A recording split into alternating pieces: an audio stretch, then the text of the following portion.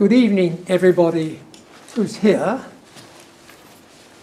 and good evening for the several hundred of you who are not here but watching. This is the 12th Hugh Laddie lecture, and I'm glad we're so glad that we are not totally online. Not only are we not totally online, but we've got an actual speaker here who has kindly come from NYU for this, and of course to go with his nephew to watch Manchester United. Barton is one of the lecturers or professors who think deeply about what trademark is and is for, and how it's working. And I can hardly wait for him to tell us why it's all going wrong. Barton. Thank you.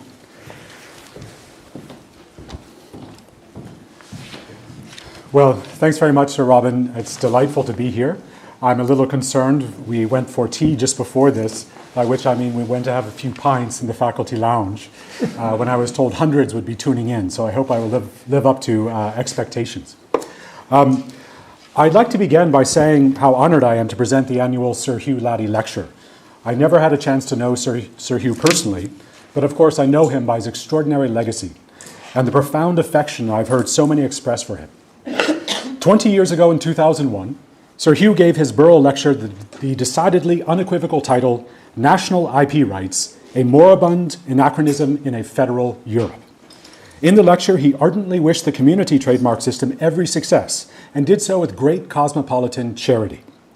It may be that I'm here to report to you that, at least in some ways, the system has been just as successful as Sir Hugh had hoped, perhaps too successful, so much so that it has now become a victim of its own success. The title of my talk is decidedly less punchy and sadly more academic, far more academic than Sir Hugh's, and it's almost a paragraph in length. I could barely fit it on this slide. Is Europe running out of trademarks? An empirical study of trademark depletion and crowding at the European Union Intellectual Property Office. Preliminary results. I added the preliminary results on just a moment ago for reasons I'll explain later on. These results are based on work I've been doing for many years now with my co-author, Professor Jeanne C. at NYU. Before I present to you our basic claims and the data that we hope support them, let me step back a moment to propose some context for the topic I will address. Through the course of the past 150 years of modern trademark law, the many national and regional trademark systems around the world have largely harmonized their policies, their laws, and even their procedures. Differences, of course, remain, some of them significant, but on the whole, they pursue the same basic policy objectives through the application of the same basic rules and standards. Imagine a sophisticated trademark lawyer advising a global business on the adoption of a global brand name. I put it to you that whether she be based in New York, London, or Beijing, she will rarely need to be concerned with specific differences of law. Instead, she would think in terms of a global trademark system consisting of various national, or in the case of the European Union, regional subsystems. What would distinguish these subsystems for her are not questions of law, but of fact. And the most important fact question by far would be whether the brand name her client wishes to adopt globally is already claimed in any of these subsystems. And I suggest that her most important practical question would be how to prepare the client for the fact that it almost certainly is already inevitably claimed somewhere by someone. Perhaps you have had this experience. I see some nodding in the room. Perhaps your day consists entirely of this experience if you are in the marketing business, especially if you're seeking to clear an English language word, especially if you're seeking to clear it in Europe or in the UK or the US, for that matter. If you have had something like this experience, I'm here tonight to tell you that you are not alone. My basic claim this evening takes the form of a prediction of the future. It is this: the most significant challenge the global trademark system will face this century will likely be the problem of trademark depletion. The problem, in short, that nearly every potentially good trademark has already been claimed. In the American vernacular, the frontier is closed. Or if you will permit a more abstruse reference, Malthus and Marx and Borges have found each other at last. Global capitalism has reached such a wondrous stage of development that it is beginning to run out of words. To support this admittedly rather grand or grandiose assertion, I will focus here on the European Union, European Union trademark system. In past work, Jeanne and I have studied trademark depletion and trademark crowding, terms I'll define in a moment, in the US trademark system. In our current project, we are focusing on Europe and the 5 major European languages: English, French, German, Italian, and Spanish. We find that depletion and crowding are as bad as, if not worse, in Europe than they are in the United States. And they are worse for reasons that bode very poorly indeed for the continuing viability of the global trademark system. To develop this claim, I'll start with a bit of theoretical background and define some terms. In the process, I'll present very quickly some updated results from our US study. We'll then turn to the main event, the European data. Finally, I'll briefly consider potential doctrinal and policy options such as they are. The conventional wisdom in trademark law and policy has long been that the supply of potential word marks is inexhaustible. Here is a representative quotation from William Landis and Richard Posner, the former a Nobel laureate in economics and the latter a prominent American judge of whom you may have heard. They write, "The distinctive yet pronounceable combination of letters to form words that will serve as a suitable trademark are, as a practical matter, infinite, implying a high degree of substitutability and hence a slight value in exchange." And you may imagine the context in which this American court, in a classic old Coca-Cola case, observed that plaintiffs' rights are limited at most to 2 words. All the rest of infinity is open to defendant. The strong version of this conventional wisdom is that there will always exist an inexhaustible supply of unclaimed trademarks that are at least as competitively effective as those already claimed. And who can blame those who hold these views? After all, the English language alone famously consists of an enormous number of words. The OED tells us that 171,000 are currently in use. Google tells us that its Books project has recorded the use of over 1 million different English words over time. And by the way, there are other languages from which to draw trademarks. And of course, you can always coin new so-called fanciful marks, though marketers will insist that common pre-existing words are altogether preferable. But even though this is the conventional wisdom in trademark law and policy, the popular press occasionally publishes stories questioning this wisdom. A few years ago, the New York Times Sunday magazine ran a story about product naming. In it, the author asserted, apparently thinking the proposition so obvious as not to need a source, that, quote, almost every naturally occurring word has been claimed, which is why namers so often arrive at portmanteau or drop vowels or change letters. Or here's what a company executive told Bloomberg. Every name we liked, either somebody already had it, or it wasn't trademarkable, or it meant something pornographic in another language. And you may have heard of Facebook's recent own goal, at least in the Hebrew-speaking world. Meta, it turns out, means dead or is dead in Hebrew. A few years ago, Jeanne and I set out to test empirically these kinds of claims, that everything is taken, in the US trademark system, and to quantify the effects they assert. We used the USPTO's 2017 trademark case files dataset. At the time, it contained 7.4 million observations detailing trademark registration applications filed from 1870 through 2016. We also systematically collected, that is to say scraped, the full text of all 2.1 million PTO trademark office actions that the PTO issued from 2003 through 2016. 2003 is when they began to be posted online. The dataset is now up to about 4 million of these office actions. To compare phonetic similarity, we created a dataset of phonetic representations of all text marks in the USPTO dataset. We also used a well-established American English corpus to determine the most frequently used words in American English. We used US Census data to study frequently occurring surnames, and VeriSigns.com zone file to study depletion of .com domain names, and there are like 120 million .com domain names. What we found, among much else, is high levels of trademark depletion, which we define as the process by which an increasing proportion of competitively effective trademarks are claimed by one or more registrants. As levels of trademark depletion increase, it becomes more difficult for market entrants to find marks that are not identical or closely similar to already claimed marks.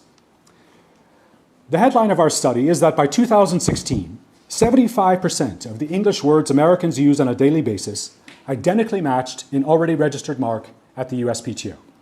And I should mention that when you take into account close similarity rather than letter-for-letter identity, the proportion jumps to nearly 90%. Here's a quick glimpse of what words remain unclaimed. Of the 1,000 most frequently used words in American English, 187 did not match a registered mark at the PTO. You may not be surprised that no one has adopted as brand names such words as dead, died, killed, difficult, problem, or violence. Though depending on your opinion of the great libertarian paradise of the United States, maybe you are surprised. If this were an all-night lecture, I could go into much greater detail with a good deal more rigor. But this may give you a quick sense, admittedly quite quick sense, of what we kept finding. All the best words are already claimed, and not just overall, but even in individual classes of goods or services. As for surnames, by 2016, 55% of the US population had been born too late to register their surname as a unique mark. And that applies to me, both my surname and actually my first name as well. And given the wide diversity of surnames in the multi-ethnic US, that's saying something. And by the way, the proportion is higher, 68%, when you take into account close similarity. What about potential neologisms, coined fanciful terms? If the law and economists are to be believed, a company can just come up with an exotic newspeak term, even perhaps an alphanumeric license plate number of a mark. Potential coinages that would actually make viable, competitively effective marks proved more difficult to study, without question. But we looked at syllable usage in American English and on the PTO principal register. Here too, we found high levels of depletion, so that by 2016, over 80% of syllables Americans use on a daily basis matched a single word trademark registered at the USPTO. And by the way, these percentages are also quite high in particular classes of goods or services, but I'll skip through that in the interest of time. Given these trends, it makes sense that Section 2D refusal rates at the PTO are increasing. You may know that unlike the EU IPO, trademark examining attorneys at the PTO engage in ex officio relative grounds review of all applied for marks for confusing similarity with already registered marks. They do so under Section 2D of the American Trademark Act, the Lanham Act. By 2017, 1 in 6 applications at the PTO were being refused registration on the basis of confusing similarity with an already registered mark. And that proportion is 1 in 5 in NIS Class 25 apparel goods, which is the dashed line on the slide, a class that I will be returning to a few times. Seen another way, by 2017, in Class 25, the dashed line, over half of those applications that failed ex officio review did so on the basis of Section 2D confusing similarity with an already registered mark. And you can see the trend lines from 2003. But from the beginning of our study of the US trademark system, our aspiration was at some point to do something you may be surprised to see American legal academics doing, which is to study something other than the US. Our goal was to try to study the global trademark system, the one that sophisticated trademark lawyers have long internalized as the system in which they operate. To their great credit, many trademark offices around the world are now doing the hard work to make their bulk data publicly accessible, including the UK IPO, IP Australia, and the Canadian IPO. But it may be some time before scholars have access to anything like a true global dataset. Short of that, Jeanne and I turned our focus to the EU trademark system. We did so in part because the EU IPO has very generously posted its bulk trademark data online. The data set is not quite research ready. It's an XML format and is a bit of a beast, but it's certainly usable. And for that, we are enormously grateful to those who are responsible for this resource and have made like all of our work possible on this topic. We turned our focus to the EU system also because we think it has various characteristics that make it especially revealing of broader global conditions. And frankly, it's a lot more interesting than the US system. You will be aware that the EU consists of 27 nations speaking 24 EU-recognized languages, and of course many more non-official languages. It is a massively multicultural, multilingual marketplace, one that is composed of separate national markets that are now increasingly integrating into a single market. From its first registration of marks in 1996, the EU trademark system has both fostered and been forced to cope with intensifying economic, cultural, and linguistic integration. Indeed, we are tempted to say that as the most expansive and complex transnational trademark system in the world, the EU trademark system is uniquely a microcosm of the global trademark system and the many challenges it faces. Though I must say, no less an expert than Graham Didwoody, who I know is beaming in right now, has questioned Jeanne and me on this microcosm idea, and I think with some good reason. One such challenge faced by the global trademark system, as by the EU system, is quite significant. Transnational market integration adversely affects both the supply of and demand for trademarks. On the supply side, as a market integrates, the number of trademarks that are effective in that market declines. To be effective throughout the market, a mark must be effective in each of the languages and cultures of which the market is composed. That is to say, the mark must lie within the intersection of the various sets of marks that are viable in each national sub-market.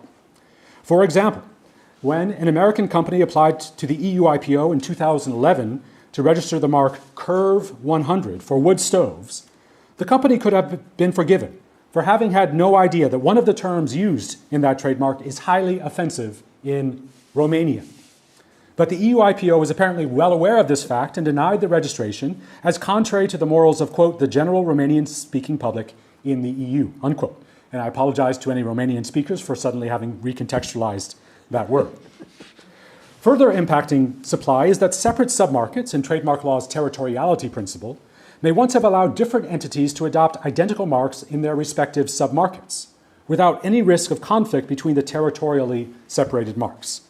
But in an integrated market, such conflicts are common. Reducing the supply of available trademarks even further is what we designate the reverse Babel problem in trademark law. In the European Union, as in the United States and elsewhere, trademark doctrine conventionally subscribes to the following doctrine. Two orthographically and phonetically different marks from different languages, such as apple and manzana, may be confusingly similar if they convey the same meaning to any significant population of consumers capable of understanding the terms in both languages. Thus, a registration for apple may also claim the translationally equivalent word in every other language in the market, as well as the phonetically and orthographically equivalent word in every other language. In the year 2000, descendants of Baron von Richthofen sought to register the English language mark Red Baron at the EU IPO for various goods and services. But owners of the already registered Spanish language mark Baron Rojo succeeded in preventing the registration for the goods on which they were already using their mark. It was an easy case. That's the supply side. On the demand side, an integrating market increases the demand for competitively effective marks. There are simply more and more entities claiming exclusive rights within the same commercial sign system. For a quick example, consider the global automobile industry and Infinity's and Audi's simultaneous use of the letter Q. An industry expert has worried that choosing distinct marks from the shrinking pool of available words will lead to, quote, car names that sound like pharmaceuticals, unquote. And of course, pharmaceutical names are increasingly notorious for their nonsensical brand names. See, for example, what I assume is pronounced as come here naughty. What is this? Do you recognize this as a brand name of anything? It's the brand name of the Pfizer-BioNTech vaccine I've taken. Or is it BioNTech or something like that? But enough of anecdotes. The EU IPO data offer better insight into all of these supply and demand effects at work in the EU trademark system. So now let me finally talk about our preliminary results. First, I'll say a few words about our data sets. Our main data set is the EU IPO open data set. The 2019 version we used provides detailed information on each of the 1.9 million trademark applications filed at EU IPO from 1996 through 2018. We'll update all of these results once we can work with the 2021 version of the open data set, which we hope will be released by the end of this month. We additionally developed two original data sets to supplement the EU IPO open data set. First, to study translational similarity, we used the Google Translate API to identify the source language of each applied for word mark at the EU IPO, and to provide translations of each mark into each of the 5 major European languages. Second, to study the third-party trademark opposition process at the EU IPO, we assembled from the EU IPO's website a dataset consisting of detailed information on the opposition history of each application from 1996 through 2018. And there, too, we had to scrape the website. To study common word depletion in each of the 5 major languages, we focused on the 20,000 most frequently used words in each of those languages. We developed these word frequency lists from the corpora listed here, and you can see in the percentages the amount of daily usage for which the 20,000 words accounts. We also used a data set allowing us to perform a sentiment analysis of frequently used English words that are either claimed or not claimed as marks. Finally, we used an updated version of the .com TLD zone files of all .com domain names. So, finally, some results. I'll focus first on English, by far the leading global language. And here I'll quickly offer up some data, some factoids admittedly, to try to give a sense of general conditions. I should say that we've written an early draft of the paper, for better and worse, in the American legal academic mode, so it's a healthy 87 pages and 344 footnotes. You are most welcome to consult the thing for a lot more detail on everything I'm about to say, but God help you if you do.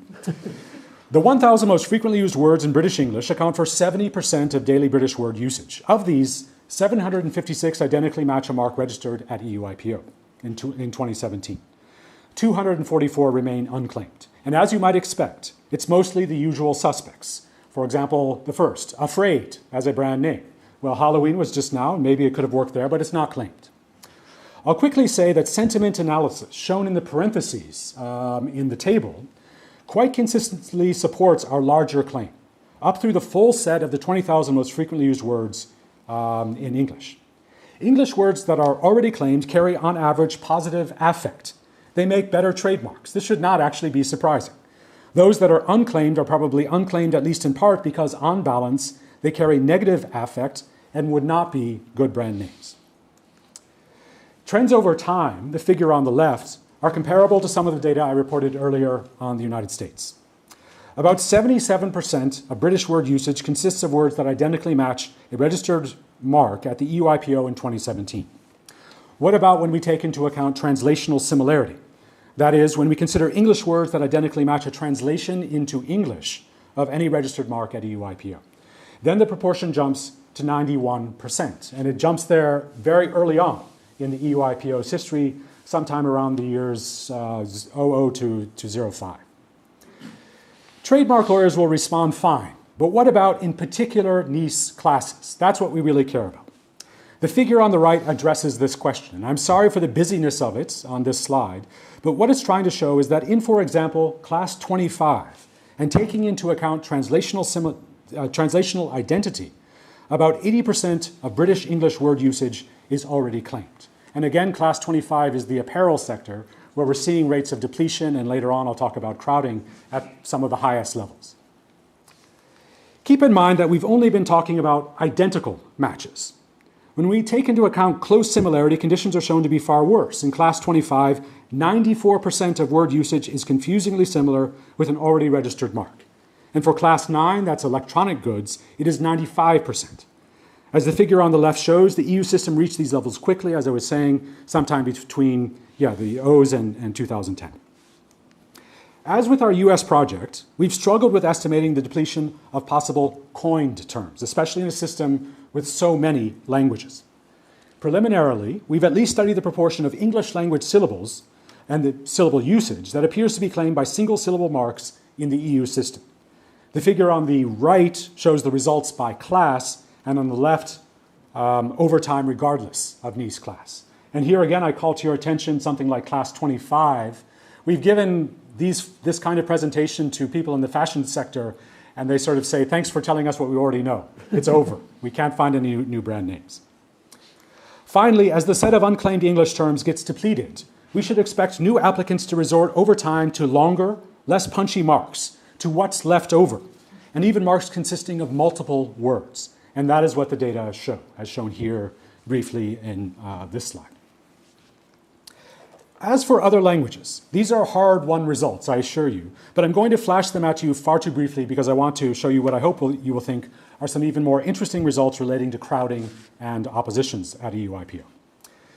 Just as we did with English, so with each of the other major languages of Europe, we looked at what proportion of daily word usage identically matches a registered mark at the EUIPO. On the left, you see trends over time, both for orthographic identity and translational identity. German is not nearly as depleted as English unless we take into account translations. But as you might expect, the Romance languages show high levels of depletion even before translational identity. In French, for example, by 2017, over half of French word usage consisted of words that were already claimed as marks at the EUIPO. And we wonder what the Académie Française would think about that. The figures on the right show identical matching by class. As with English, certain classes such as 9, 25, and 35 is general business administration services, show high levels of depletion in each language. When we turn to close similarity, the results are more disturbing still. By 2017, in each of the languages, as measured by word usage, very high proportions of commonly used words are already claimed. Jeanne and I also studied what we call multi-language words, those that are intelligible in all 5 of the major languages because they are cognates or loanwords that are the same or closely similar in each of the languages. For example, fantastic, idea, or virus. Some of these words have obvious appeal as multilingual trademarks. Of the 1,000 most frequently used words in English, and for this project we use British English, not American English, we estimate that 55 qualify as universal words across the 5 major European languages. Of these 55, all but one was registered by 2018 as a single word trademark. And that one unclaimed word in English is Republican. No one has claimed it. I have a parochial American theory for why this is so, but surely that couldn't explain behavior all the way over here in Europe, or over, if you prefer, over there in Europe. These figures show more generally that high proportions of multi-language words are already claimed. Given all of these trends in the depletion of commonly used words, it should not be surprising that applicants at EU IPO are shifting toward coined terms. Identifying invented terms is not super easy in a language system consisting of 24 official languages and many other unofficial languages. But to help us, we use the Google Translate API, word lists, and the US Census list of the 150,000 most commonly occurring surnames in the US. We struggled mightily to find a list of the commonly occurring surnames in Europe. What we found, in short, is that an increasing proportion of single-word applications consist of coined terms. More impressively, the trends are especially steep in certain classes. And as shown here in the gray line, class 25 shows a steep slope. Very briefly, let me show you some basic statistics about common word depletion in the .com top-level domain. Shown here are the number of the 20,000 most frequently used words in each of the 5 languages that identically match a .com TLD in 2020. The English list is almost entirely depleted. I'm not going to show you the remaining words, but they're bizarre, just sort of random words.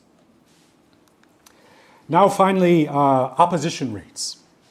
Strangely, at the same time that we are seeing fairly stunning levels of trademark depletion at the EU IPO, opposition rates have nevertheless been steadily declining.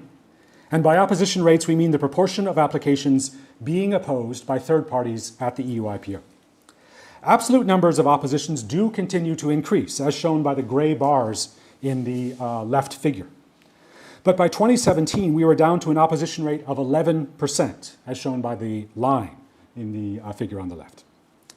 This is in sharp contrast to ex officio 2D refusal rates at USPTO, which you will recall have been increasing, and opposition rates at USPTO, which have held basically steady at about 2%. That's the bottom line in the figure on the right. We have a lot more data on oppositions at EU IPO, but in the interest of time, I'll let that wait until questions and answers. But to possibly pique your interest, the data show that the cooling off period after an opposition is filed is losing its effectiveness in resolving disputes. The line here shows the proportion of oppositions over time that never reached an oppositions division decision. They went away before reaching a decision. By 2017, it was down to about 64%. Furthermore, oppositions that do make it to decision are increasingly successful. By 2017, about 70% of oppositions that made it to decision were successful, with the dotted line showing oppositions brought on the basis of double identity, and the solid line showing those brought on the basis of confusing similarity. So what is going on? Clearly, the EU IPO is still granting trademark registrations, now at the rate of about 150,000 per year, whether there be high levels of depletion or not. We find that to cope with the problem of trademark depletion, the EU trademark system is allowing increasing levels of trademark crowding. We use the term crowding to refer to the registration of increasing numbers of closely similar or even identical marks in the same niche class by commercially unrelated firms. For a quick example, consider the mark Sandro in class 25, fashion. It coexists in the same class with marks such as Sandra, Sanjo, Scando, Sanrio, and others, to name just a few of the 35 closely similar marks registered in the class by unrelated entities. Another quick example is inevitably the English word love. In 2017, in class 25, 10 unaffiliated entities owned registrations in the term itself for apparel. And an additional 95 unaffiliated entities owned registrations and variations on the term, such as lover, lovers, or love child, or translational equivalents of the term such as amore, amoreuse, or a bit farther out, Liebeskleid, meaning love clothing in German. What this quite busy figure is trying to report to you on the slide is that over time, crowding levels at the EU IPO have been steadily increasing and are now far in excess of those at the USPTO in certain classes. The lines show trends in the following statistic. For any given mark registered in the class, the line shows the average number of closely similar marks held by unaffiliated entities in the class. It's our estimate of the average number of closely similar marks held by unaffiliated entities in the class based on a random sample. For example, here in detail is class 16, which is published goods, printed matter, and a few other things. In 2018, in that class, each registered mark was accompanied on average by about 7 to 8 closely similar marks, each owned by unaffiliated companies. If you include translational equivalents, that number rises to about 13. In the US, by contrast, trends have been relatively flat at about 5 or 6, and you can see the clear trend over time.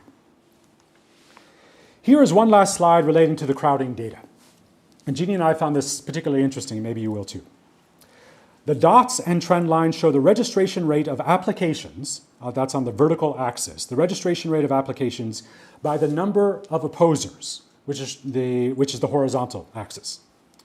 As expected, unopposed applications enjoy a very high registration rate of 92%. Also, as expected, the registration rate then declines with the number of opposers who arrayed themselves against any particular application. But interestingly, at 7 opposers, the registration rate bottoms out at 52% and then begins to increase. Think of the example of love in class 25. At this inflection point, the crowded field is apparently occupied by so many different registrations of closely similar marks that the scope of each registrant's property right is critically narrowed, and incumbents' ability to prevent entrance into the crowded field declines. These crowded fields represent, we think, perhaps the final breakdown of signification in the most overpopulated areas of a trademark system. And yet, my question for you is whether crowding is really a problem. Practitioners especially might reasonably respond, yeah, okay, who cares? Half of these marks probably aren't actually used in commerce anyway. They are mere clutter. And among those that are, one is maybe used in Ireland and the other in Hungary, so what? Who cares? You might further point out that if companies thought this was a problem, they would engage in oppositions more often, and they are clearly expressing their preferences through the market by not pursuing oppositions. In theory, closely similar marks increase the likelihood of consumer confusion. And in the parlance of American-style law and economics, they increase consumer search costs. More significantly, in my view, far more significantly, is that closely similar marks dilute each other's distinctiveness in the marketplace, reducing the selling power of each mark, or in the original German of the great O'Dole case, each mark's Werbekraft. Closely similar marks create dissonance, interference, noise. Okay, that's the theory, but what about the practice? I accept that closely similar or even identical marks may coexist for the same products in a market as large as the EU's without causing undue consumer confusion or trademark dilution. But to cope with trademark depletion, the EU trademark system is allowing crowding to increase to levels so high that they threaten the integrity and utility of the EU IPO register and the EU trademark system more generally. What is it good for if there is so much crowding of trademarks on the register? I am also, though, willing to fall back on a simple, more general claim, which I think you'll find completely non-controversial. It is that the granting of trademark rights inflicts real costs on the public domain. The resource from which we draw new word marks is not inexhaustible. Since the beginnings of modern trademark law, we have assumed that there will always be enough and as good left for others. There, I've done it. I've quoted Locke in Bentham House. I hope that's okay. I'm sure it happens all the time. We have considered the granting of exclusive rights in trademarks to be essentially costless, unless the marks are functional or highly descriptive, in which case we deny them registration. Registering agencies around the world have unrestrainedly granted such rights on that basis. But we have now reached a stage of economic development where that simple assumption no longer holds. Supply is no longer adequate to meet all of demand, especially at the transnational or more broadly global level. It may be that we are nearing, if we are not already in, a kind of peak trademark condition akin to the peak oil condition predicted, but not yet come to pass for various reasons, some of which were being discussed north of here. What this simple general claim, that there are costs, counsels, is a slight adjustment of the dial, perhaps a bit more restraint as to what and to what extent we grant trademark rights. For followers of American culture, it should no longer be the Oprah Winfrey show where everyone gets a car. And if the argument from the public domain doesn't do it for you, and that may be true of my country's increasingly conservative and economistic courts, for whom there may be no such thing as the public, then I'll call this what it is. It's an argument from competition policy. The market is good, but even the market, in all its God-given glory, has ecological and linguistic limits. So in conclusion, what is to be done? Well, my first response to such a question is that you will have recognized from my accent that I'm just a simple American farm boy from New York City. So I hesitate to offer advice on something as sophisticated as the EU trademark system, or by implication, the UK trademark system as well, especially to this distinguished audience, those here and online. My second, more honest response is that I don't really know what is to be done, or at least not well enough to say in the time I have reasonably remaining. I might observe that the EU IPO would do well to engage in ex officio review. We currently see a reversal of the roles traditionally ascribed to the Americans versus the Europeans. The Americans rely on a government agency to do much of the heavy lifting in preserving the integrity of the trademark register, while the Europeans, in a laissez-faire manner, leave it entirely to market forces.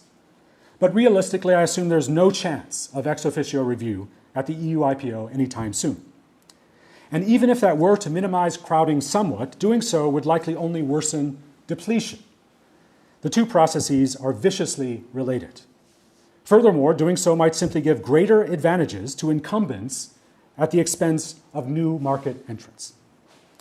Also sensible might be to abandon the notion of translational similarity. EU citizens are fully capable of telling the difference between something branded, for example, Blue Hour, and something else branded Blaue Stunde. But, what would Apple think if someone else began to sell Manzana phones, or phones branded Pum or Mela?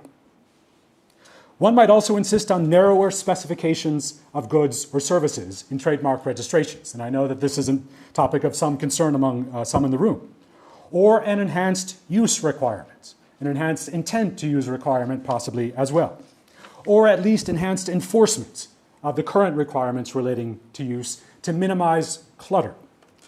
Perhaps we should take David Ricardo as our guide, which I assume is a better reference for Bentham House, and charge trademark registrants a higher rent for common words or shorter words, or words in the common global language, English. I assume politically this is also not realistic. My final tentative conclusion for now is that trademark depletion and trademark crowding are not processes that we can somehow solve away, especially as globalization continues apace. We can only cope with them as they worsen. As I conclude, I will leave on the screen a final slide for the many practitioners in attendance showing the companies most active at EU IPO, how much they apply, and how much they oppose. You might find some usual suspects there and usual words. L'Oreal, LG Electronics, Wrigley, Deutsche Telekom, Sky Limited, etc.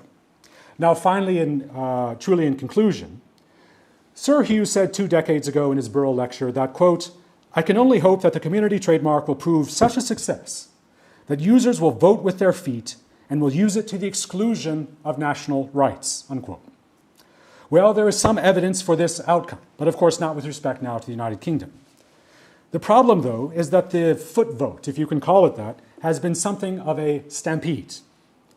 And in this connection, my final tentative hope, basically as an academic, is that I have at least placed in question for you the possibility that depletion and crowding may prove to be among the most intractable problems the global trademark system may face this century. Thank you.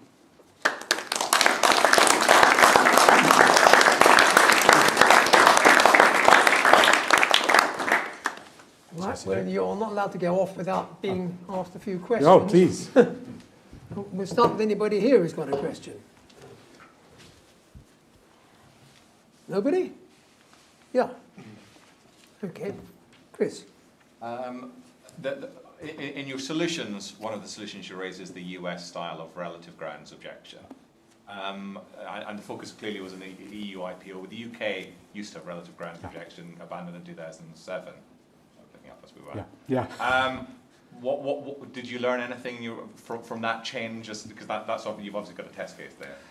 Thank you for the question, and I'm glad this is being recorded because I realize I have no notepad in front of me. This is a very important natural experiment that we have yet to look at, and I wish I could at least give you some hints, but we just haven't gone into the data. It's there. The UK IPO wonderfully has placed their data online, but we haven't tested this yet. And so I'm in as much suspense as you are. And I hesitate to speculate. I'll tell you what I'd like to see. I'd like to see that ex officio review did do some work in, let's say, defending the market from noise, work that third-party opposers might not take the time to do.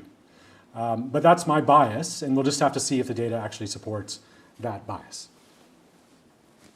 Yeah. Roland. I didn't see anything in the graphs that suggested it had any impact at all, but your bottom point was suggesting a change to the fee structure. And of course, there was a change to the fee structure at the EU IPO. Yeah. I can't be quite so precise about when that was, but I think time rushes by. But 4 years ago, maybe 5 years ago, and you used to get three classes for the price of one. And but I couldn't see any real obvious change in your graphs. So why do you think that was not the case? Because of course, some of the older registration clearly were throwing in an extra couple of classes just for the hell of it. This I actually tested for and was personally obsessed with, much to the chagrin of my co-author. And we used to have a figure in this lengthy paper, which we've actually shortened from its previous version, that talked about the change in fee structure where you got three for the price of one. There was a clear change in the number of applications for three classes, then over to now just pursuing one class. At the same time, however, the fee structure arguably wasn't that much more expensive to pursue a second and a third class. I think it was 50 euros more, 150 euros for the third. So I guess it changed behavior, but we didn't, as you have remarked, we couldn't find any evidence of a bump or a change in the trends we were seeing. And I don't know what to do with that. I don't even know what that means. I mean, it's something we're still trying to work out, which we have it in a footnote now, mentioned in a footnote. And I just don't know if we know what to do with that. But thank you for raising it, because I definitely worked on it. Any more here? What about online? All of you lot out there haven't got anything? Oh, we've got some more here. Yes. We're seeing quite a bit of commentary in the last few years about the trademark systems in major jurisdictions, including the US and EU and UK, being used for purposes that don't align to trade in that country, particularly applications from China, possibly fueled by state incentives, yes. As well as the acquisition of trademark registrations for the purposes of online brand registration with particularly e-commerce platforms. Do you have any kind of views or data about the effect of this trend, if indeed there is such a trend? Thank you as well for this question. This is something that Jeanne and I have been quite interested in the US context, and we both testified in Congress on this very issue. Because as you can imagine, it might be the one issue the two parties can agree on, is let's do something about all of these fake trademark registrations flowing into the US system from China. And the US has changed its policies, insisting on domestic representation. You have to have a US lawyer represent you, even if you're Canadian, when you're applying from abroad into the US system now. In the US context, and I'll turn to EU IPO, in the US context, we found that the various rules the Americans have established haven't made much difference. The Chinese government has agreed to remove some of the incentives it provided to its citizens to file for trademark applications in the US. Incentives that were often in cash form, that were in excess of the fee to apply, and so you could pocket the difference. There's still, the PTO is being flooded with registrations from China, to the extent that I wish I had the data at my fingertips, but I think a few months ago was the first month that there were more applications from China flowing into PTO on the trademark side than from the US. If you study the specimens of use, because as you know, in the US we insist on proof of use before registration issues. Many of the specimens of, we were estimating 60% of the specimens of use are fake. They're doctored, photoshopped images. What about Europe? Because we thought if this kind of conduct is occurring in the US, surely it's going to be happening in the European Union as well. The fee structure is not such that it would dissuade people from trying for European registrations. And now I built up to, regrettably, a real letdown. I don't know yet. We're waiting for the 2021 data. So we can see it's really a phenomenon we saw in the US starting maybe 4 years ago. And our data did not show significant increases from China up through 2017, but we would expect to see 18, 19, 20 a spike, unless they're maybe just doing this in the US. By the way, we have also speculated, why are the Chinese citizens doing this? Why is the Chinese government doing this? Is it sabotage of the trademark system, this important national infrastructure? No, it sounds like maybe one theory is this is my own pet theory. It is political leaders in the municipalities trying to show that they're causing great economic progress, proving their worth to the political center, maybe seeking promotion with sort of Potemkin numbers for economic development, but who knows? Thanks, Barton. It's such a comprehensive paper that there's not much that we can really ask you about the content of, which is why we're all asking you about other things. Yeah. But I was wondering, given that you mentioned China, whether you would dare to expand it even further, because there was a fascinating case 3 or 4 years ago where Michael Jordan managed to get a Chinese trademark removed from the register that was his name phonetically in Chinese characters. Yeah. And I noticed when I visited Japan that there are, interestingly, some English language trademarks there that are unique, like Lawson and stuff like that. So I just wondered whether you had thought about that. Obviously you would need partners in those countries. Yeah, we would. I don't know whether you... Thank you for this question. We've thought about it, certainly. We've been contacted by Japanese scholars who want to initiate this kind of project in Japan, which is far beyond our capabilities. The European languages we can work with, but not Japanese or Chinese. Our hope is that it could be implemented in China in some way, not by us, but possibly by colleagues based there. I confess I don't know if the Chinese have released their bulk data. Maybe you can search online for individual marks, but to release like the 10 gigabyte data set is not something I would expect of that country. But to be honest, I haven't looked for it with any, earnestness. But I will say the problem that all of these scholars might have, including us, is what I'll call the denominator problem, which I suspect many of you were intuitively thinking of, which we're arguing that an increasing proportion of all potential trademarks is being claimed over time. Well, how can we figure out the full set of all possible trademarks, especially when we take into account coined terms? And my colleague, Rochelle Dreyfus at NYU, has been asking us about this since the first days of this project. Like, what about coined terms? And in the lengthy paper, we talk at length about the denominator problem. which becomes an even, I guess, in individual systems like the Chinese system, God help them figuring out what constitutes a coined term in that system. It is almost as if in studying the global system, we have a slightly better time with this denominator problem because we're looking at the intersection of all of these languages. You want a word that works everywhere for a successful global brand. A single letter is great because Q, for example, will work in just about every place. But once you get into words, you have the problem that we talked about with the Bloomberg report. So there, at least, the denominator problem is a little easier. But I think in Japan and China, my intuition is that this might make their projects not untenable, but even more difficult to persuade others than ours is. Yeah, at the back. Thank you. Thanks, Barton. I have a couple of questions. Yeah. The first is methodological, and just whether or not you were only looking at plain word marks, or when you were looking at words, does that include figurative and device marks? Because obviously that might undo confusion. Yeah. So there's a question about whether plain word marks should be banned. You can get a word, but only in a figurative sense. Yeah. The other question was, well, the other point I was thinking about was market use undoing confusion, in as much as we can withstand lots of registrations for love in relation to clothing because other aspects of product get up or other trademarks undo that confusion. And I was wondering whether you've looked to any enforcement, sort of looking at the enforcement side, and whether judges, for instance, are perhaps getting more amenable when thinking about confusing similarity to do sort of a surrounding circumstances style analysis to try to bring in those market factors to correct for the word mark that's central to the case. Yeah.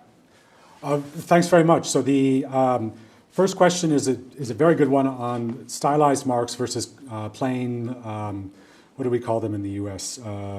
Well, they're all caps marks, or standard character marks. Word marks. Word marks, but without the stylization. So just the term Coca-Cola, but not in the well-known script.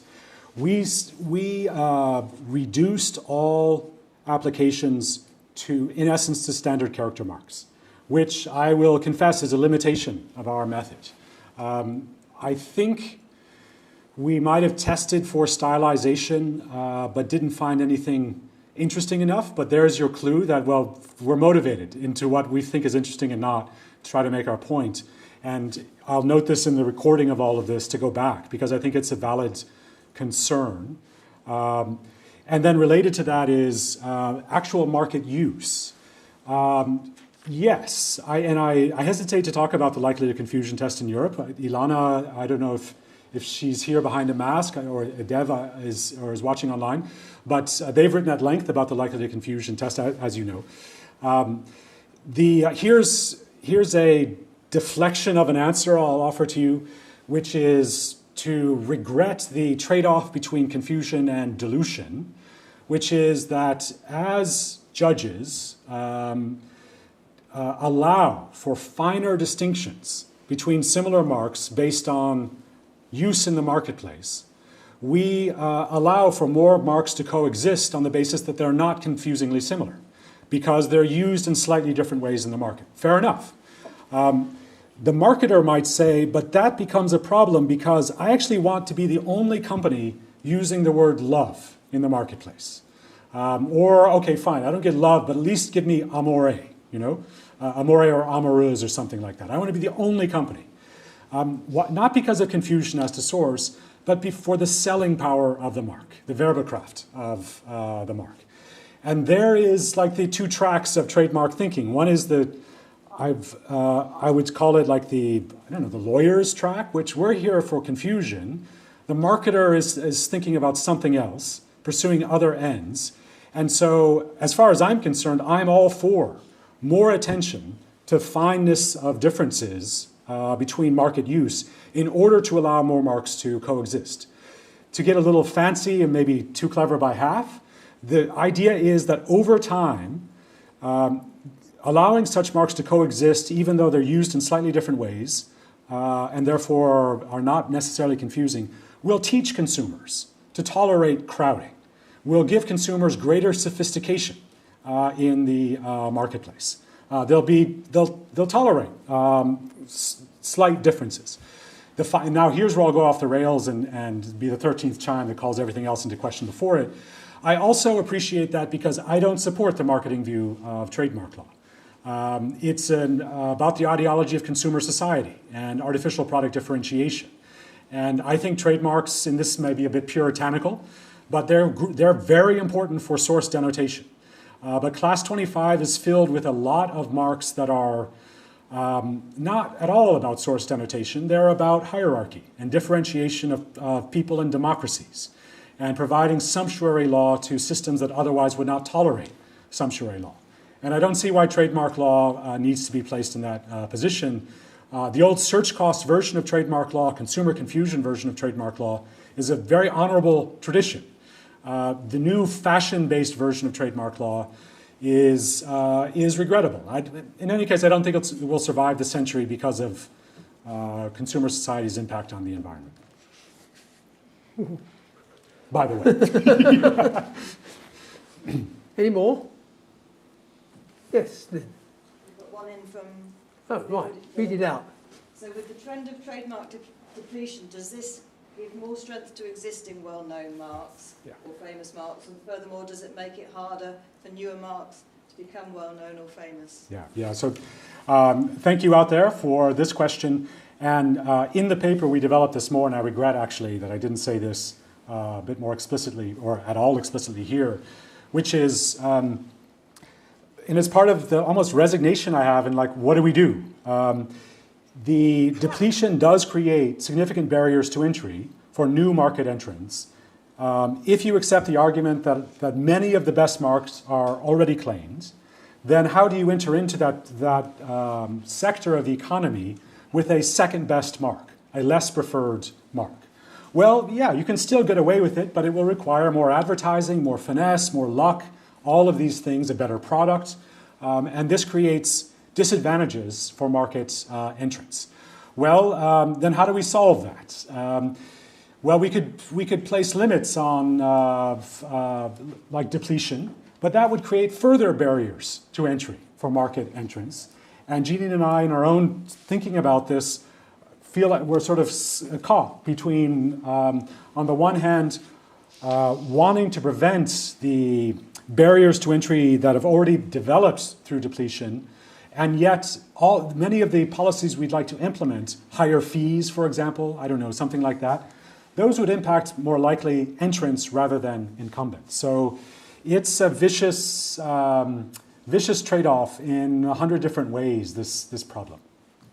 Maybe you could have higher renewal fees than application fees. Yeah. Because if this mark is worth something, Yeah. like a sort of patent fees, although they're all ridiculously low, but Yeah. the same idea. Every year you renew, you pay more. Yeah. If the mark is no good to you, you don't want it, you don't pay. And this is why I end with this simple observation that there are actually costs to the granting of trademark rights. It's not an anything goes situation anymore, as it might once have we thought it was. All of infinity is open to everyone else. And so our hope is at least this paper and the US paper will develop a sense of cost to this that might lead to some slight changes in the cost structure. I must say, though, that International Trademark Association, I suspect they would have no interest in this whatsoever. Coca-Cola registering, and we were looking at entities that have registered in all 45 NIS classes, Amazon, for example. They want to renew in all 45 classes. That's actually fairly expensive when you're renewing per class, and maybe they're renewing 100 different marks, or in their case, maybe 500 different marks. But then again, Amazon is $1 trillion company at this point. And for them to claim ownership in a word in the common language, especially English, it would seem that they'd have to bring a little more to the table now than they once had to. Why? Because we've begun to realize that there are limits on the trademark system that we hadn't yet reached in the old days, but we have now reached. Yes, Richard. So I've been studying your last slide with some interest and forming my own hypotheses as to the distinctions between being long on the axis, x-axis, and high on the y-axis. But problem is that, of course, your x-axis is just numbers of applications. Yeah. Do you have a version of the slide with numbers of classes? Yeah. That, I think, would tell you a bit more. The answer is no, we do not. And it's a very shrewd question that especially a trademark lawyer would ask, I think, about our entire method, which is we've been focusing on the number of applications rather than number of applications times classes contained in those applications. And I will agree to I don't know if this was an implication, but I'll happily take it as one, that to take our approach to the next level, we would have to incorporate that additional dimension and present to you an x-axis that is the number of classes. And I haven't heard this objection from economists' friends explicitly, but their work will typically operate in terms of number of classes rather than applications. And in fact, PTO and I believe EU IPO as well in their annual reports, that sort of thing, will focus on the area you're focusing on, which is number of classes. That's a lengthy way to hide behind the fact that no, I don't have any answer for you, but I agree with you that it could be highly revealing. Because let's take Daimler, AG, one wonders how many classes, some of the things they're, how many classes they're registering in. Misspelt. Pardon me? Which one? Daimler. Daimler. You've got Daimler. Oh, it's misspelled. that's my personal fault. Yeah, it's confusing similarity. Yeah. And Wrigley too, maybe. Well, I don't know, but one can wonder. Samsung. Well, you've got two supermarkets there, haven't you? And they some of them like registering across the board. Yeah. Even though they might not apply their brand to the actual product. Yeah.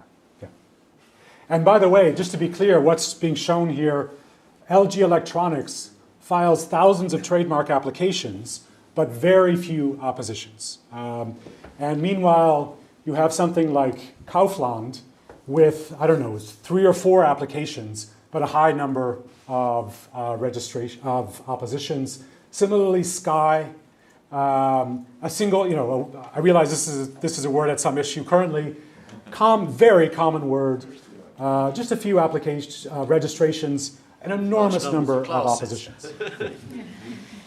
We have similar marks in the US. Monster sues everyone who comes anywhere near it for a relatively common word.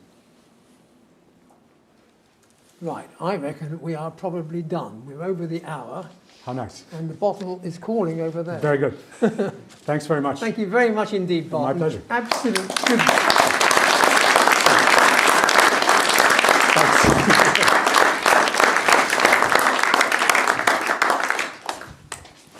Well, drinks await outside.